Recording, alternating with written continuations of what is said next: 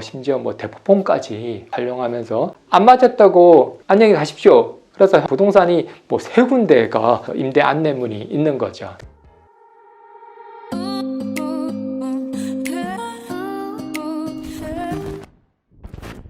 지금 현재 이 땅 같은 경우에는 무신사여서 매입해가지고 건물을 4억을 짓고 있는 땅인데, 그 전에는 이렇게 정비 공장이 있었어요. 대지가 한 400여 평 정도 되는데 우리가 이제 정비 공장을 임차로 구해드렸어요. 그러면 여기서 질문, 이 해당되는 임차인 사장님은 어떻게 나한테 와가지고 물건을 안내해 줬을까? 물론 이 물건은 나한테도 갖고 있었던 양타를 친 물건인 건데, 여기는 이제 현수막 보고 이제 연락이 왔어요. 그래서 말씀했듯이 다양한 방법으로 손님이 이제 올 수가 있어요. 현수막 작업 해보신 분 있어요?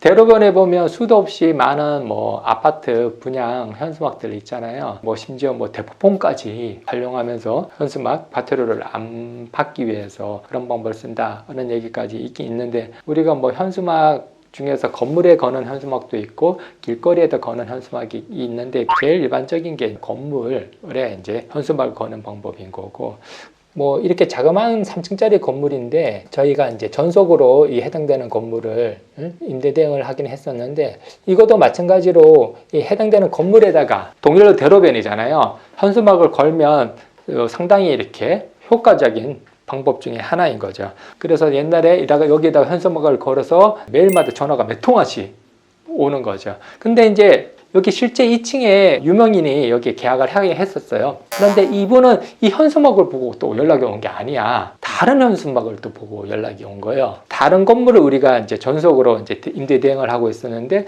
거기에다 현수막을 걸었어요. 그 건물이 연락 오신 고객한테 맞을 수도 있고 안 맞을 수도 있잖아요. 안 맞았다고 안녕히 가십시오 할 수는 없는 거잖아요. 거기에 적합한 물건이 있으면 안내를 해줘야 되는 거잖아요.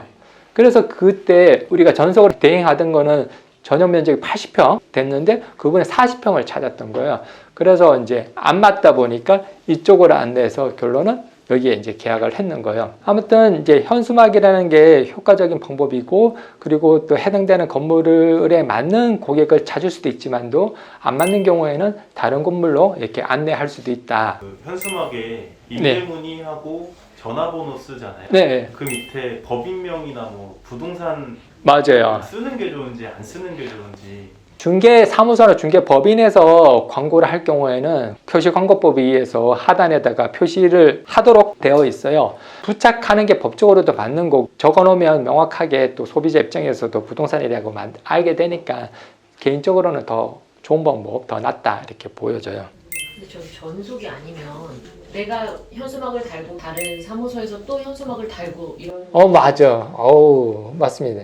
뭐 경쟁이 좀 치열한 어떤 건물들 같은 경우에는 뭐 건물주가 조건을 다는 거, 우리는 전속을 안 준다, 현수막을 다는 것까지는 오케이다, 그래서 누구나 다 달게 하는 것까지는 아니지만 몇 사람 달게 허락을 하는 거예요. 그래서 부동산이 뭐 세 군데가 임대 안내문이 있는 거죠. 그 다음에 이제 통수동 하면 빼놓을 수 없는 게 뭡니까? 서울숲이잖아요. 근데 서울숲에 또 대표적인 건물이 있죠.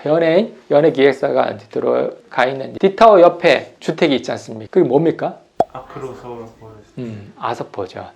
우리가 아서포가 한 2년 전에 이제 입주를 했지 않습니까?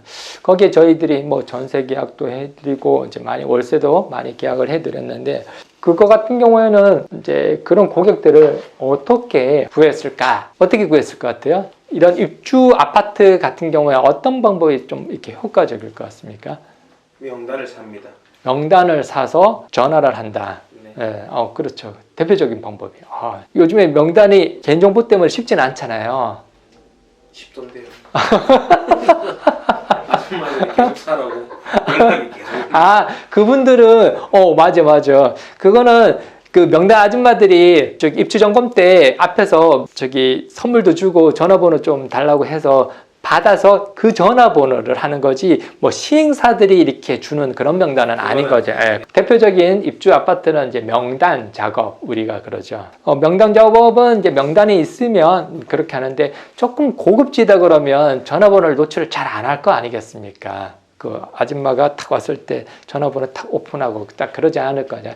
조금 고급진 아파트다 그러면 어떤 방법으로 이렇게 구입자를 구했을까? 대표적인 게 이제 블로그랑 유튜브 통해서 하는 거죠. 그래서 뭐 우리가 다양한 방법으로 구입자를 확보를 해야 되는 거고, 그리고 그 접근하는 방법은 내가 잘할 수 있는, 효과적으로 할 수 있는 그 방법을 선택해서 해야 되는 거라고 보여지는데, 그게 유일한 어떤 하나의 방법만으로 오는 게 아니라 조금 다수의 어떤 방법으로 해야 되는 거죠. 지금은 점점 온라인 세상으로 바뀌고 있는 상황이다 보니까 말씀했듯이 뭐 블로그나 유튜브나 인터넷 이제 매물 광고가 효과적인 방법이지만, 아까 말씀했듯이 뭐 현수막, 워킹, 소개, 그 방법도 무시할 수 없는 방법인 거죠. 아사포도 마찬가지로 입주 전화번호를 확보하기가 너무너무 이제 어렵잖아요. 그러다 보니까 사전에 해당되는 건물의 정보를 오픈을 하고 입지 분석을 해주고 유튜브를 올림으로 해서 이제 고객은 분석 영상이다 보니까 궁금하면 연락 올 수도 있고 그런 거죠.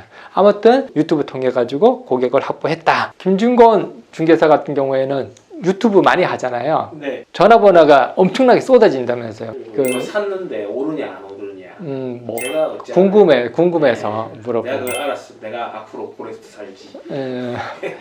뭔가 물어보거나 손볼 때가 참 별로 없는가 봅니다. 그러다 보니까 또 편하게 전화번호까지 노출되어 있다 보니까, 아무튼 말씀했듯이 꾸준하게 광고 행위 자기한테 잘 맞는 방법을 잘 선택하고 하시면 영업에 큰 문제는 없지 않을까 싶네요. 아무튼 오늘은 이렇게 어떻게 구입자, 임차인이나 매수인을 구할 수 있는지에 대해서 알아봤습니다.